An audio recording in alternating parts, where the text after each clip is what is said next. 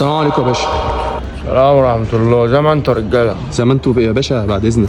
ما تعرفش يابا شارع مكة فين؟ مكة؟ اه. هو قال لك فين يا صاحبي؟ هو انا ما اعرفش، هو قال لي فين، هو قال لي انت هتمشي هنا هتلاقي الشارع. طب امشي. هو ايه اللي يمشي وانا جاي اخد رايك يا مش باشا؟ قال لك امشي هنا؟ هو قال لي هنا وقال لي هتلاقي شارع مكة. ما تعرفش بقى شارع مكة؟ هو قال لك قبل الكلب ولا بعد الكلب؟ قبل ايه؟ قبل الكلب ولا بعد هو الكلب؟ ما جابليش سيره كلاب كلب. انتوا بتعلموا الشارع هنا بالكلاب يعني؟ طب هنا قبل الكلب ولا بعد الكلب؟ هنا في النص. في النص ايه؟ يعني شغال. انت الكلب يعني ولا ايه اللي في يا النص؟ صاحبي انت بتقول ما انت بتقول غلط كلام صاحبي. غريب برضه يا صاحبي. خلي بالك عشان انت كلامك مش لطيف باشا برضه. بقى هو الشارع ده اسمه ايه يا باشا؟ مكة. ايه؟ مكة. يعني احنا اصلا واقفين في الشارع؟ ايوه.